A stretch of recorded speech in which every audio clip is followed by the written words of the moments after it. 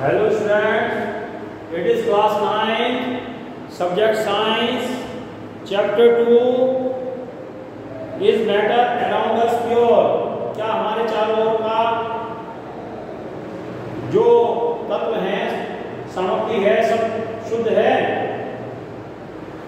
We are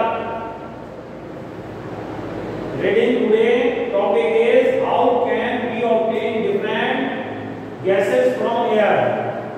हवा से अलग अलग गैसें कैसे obtain करेंगे, प्राप्त करेंगे। As we know that we have a mixture of gases in the air। हमारी हवा में विभिन्न गैसों का मिक्सचर होता है। There is a method for the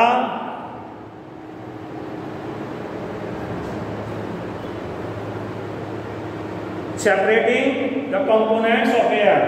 इस हवा के कंपोनेंट्स को अलग अलग करने के लिए एक मेथड है। This is the machine setup to purify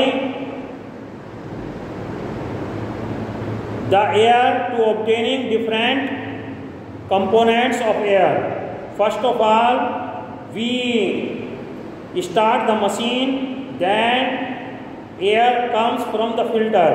filter में से हवा पास होकर आती है, then it get to the chamber here air is under pressure।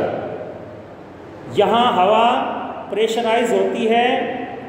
Pressurise होकर ये इसे थोड़ी जगह में ज़्यादा हवा को कर दिया जाता है। So it is a hot air. ये गर्म हो जाती है प्रेशराइज करके।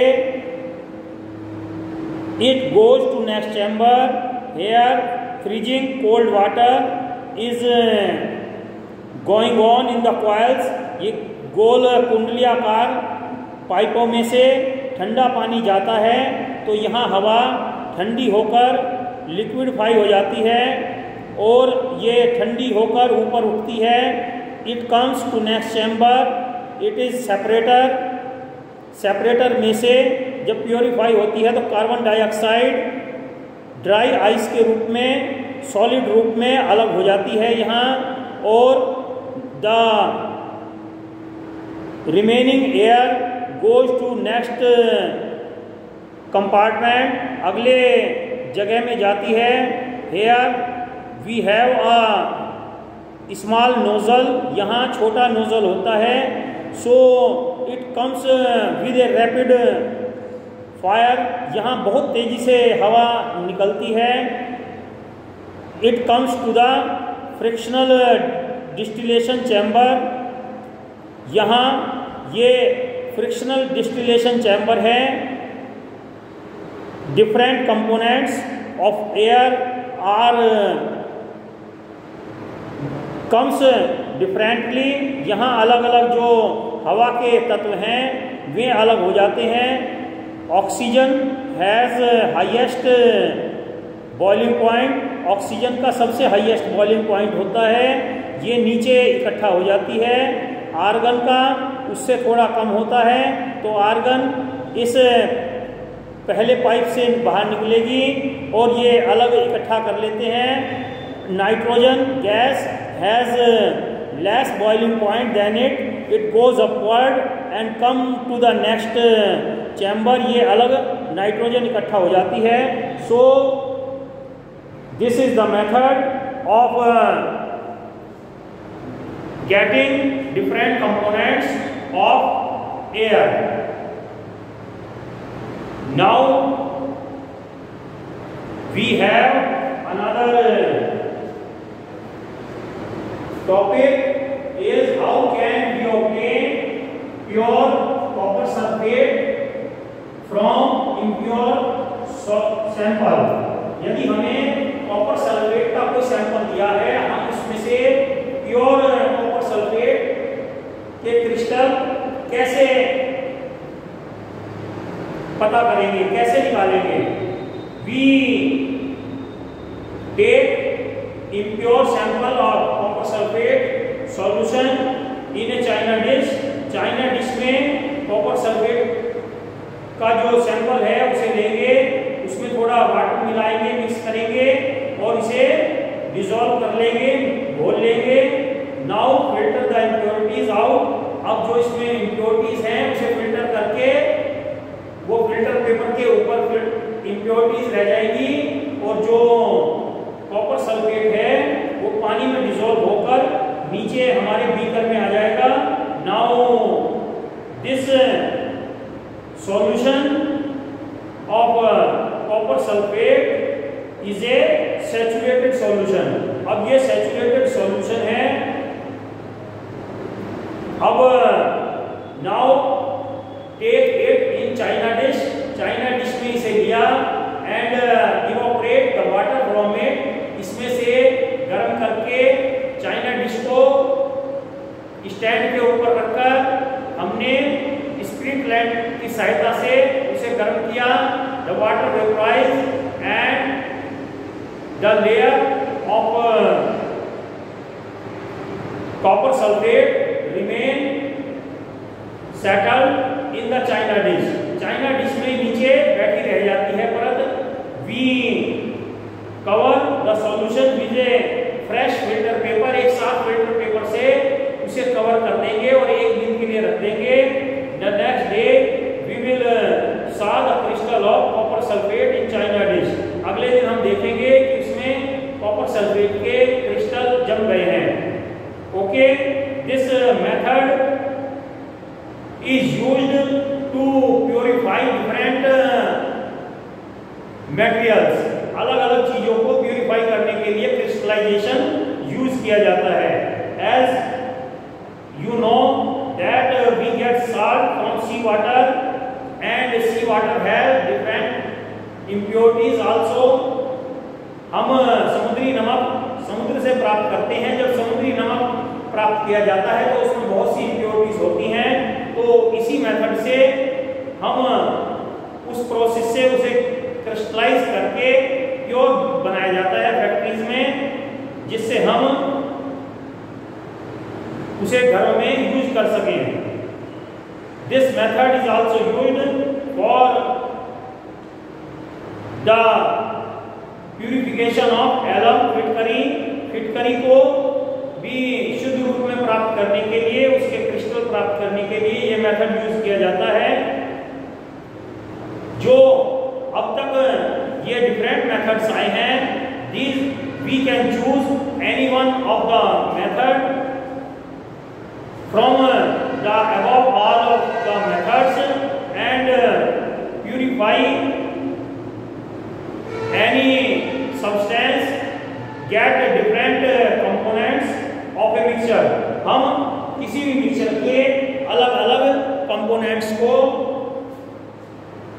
अलग कर सकते हैं, उन्हें प्राप्त कर सकते हैं। As we know, in big cities, drinking water is supplied from water works। सभी शहरों में पानी जल विभाग द्वारा भेजा जाता है। In small cities, it is get from ground water। ये छोटे शहरों में भूमिगत पानी यूज किया जाता है। But in big cities there is a large amount of consumption. वहाँ अधिक मात्रा में पानी चाहता है। They use river water for it.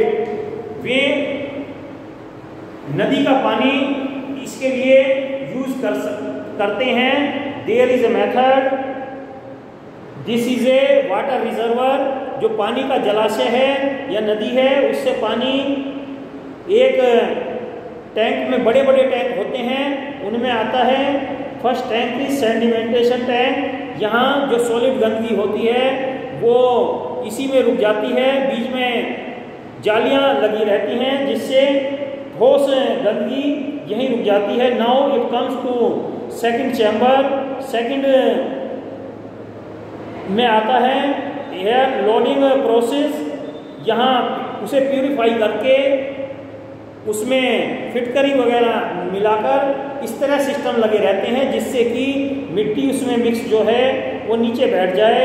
Now it comes to next tank, it is filtration tank. Filtration tank is maintained, especially the lower layer contains big stones and middle layer contains small stones and upper layer contains sand.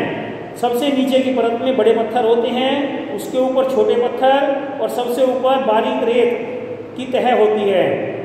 The water comes from upper side, ऊपर की ओर से पानी आता है।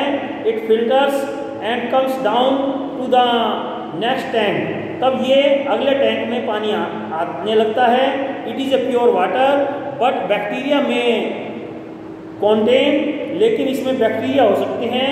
सो chlorification is done here, यहाँ chlorine gas मिलाई जाती है जिससे कि ये प्योरीफाई हो जाए। Now it goes to the homes for use, तब ये घरों में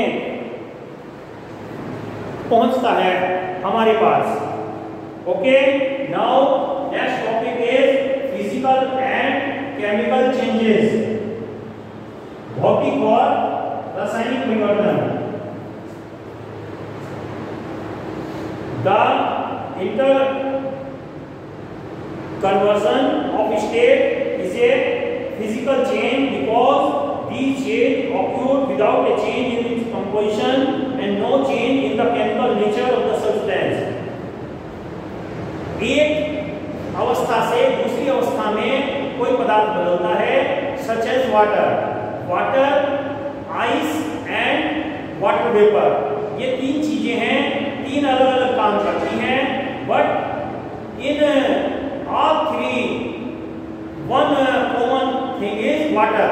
तीनों में ही पानी है। पानी जब ठोस रूप में होता है बर्फ होता है, जब गैस बन जाता है तो जल वाष्प हो जाता है, भाप बन जाता है। It is chemically same but if we take cooking oil, यदि हम कुकिंग ऑयल लेते हैं, cooking oil and water both are different, their chemical compound is different, they are different in odor and inflammability. ये इनका गंध अलग होती है, इनकी जलने की शक्ति अलग होती है। As we know, oil burns in air, whereas water extinguishes fire. तेल, कोई सा भी तेल होगा, हवा में जलता है, लेकिन पानी आग को बुझाता है। It is the chemical property of fire that make it different from water. ये तेल की प्रकृति है, केमिकल प्रॉपर्टी है जो इसे पानी से अलग करती है। Burning is a chemical change, जलने की क्रिया जो है एक केमिकल चेंज है। During this process one substance react with another to undergo a change in chemical composition. इसमें केमिकली चेंज होकर कंपोजिशन बदल जाती है, हमारा प्रोडक्ट बदल जाता है। So physical change is the change in its physical state. Physical change में सिर्फ उसकी स्टेट बदलती है, लेकिन केमिकल चेंज में हमारा प्रोडक्ट पूरी तरह चेंज हो जाता है। As we can see with an example, in burning of a candle we have two process. When we lit a candle, it the wax melt first and then it burns. जब हम एक मोमबत्ती जलाते हैं तब क्या होता है, इसमें दोनों प्रोसेस होते हैं, फिजिकल चेंज भी और केमिकल चेंज भी। मोम पिघलने लगता है, the melting of wax is physical change. मोम पिघला, अगर हमने मोमबत्ती बुझा दी तो वो वहीं जम जाता है, जुबा तो रह जाता है, that is physical change. But if the candle is going on burning continuously, यदि मोमबत्ती लगातार जलती रहती है, तब मोम पिघलकर बत्ती में ऊपर चढ़ता रहता है। And after some time we may saw that the candle has shorten. कुछ समय बाद हम देखते हैं कि मोमबत्ती जलकर छोटी हो गई है, that is a chemical change. The wax burns and give us light, heat and some gases also. Okay student, read this chapter carefully. Take care of your studies and deposit some money as your fees. Have a nice day. Thank you.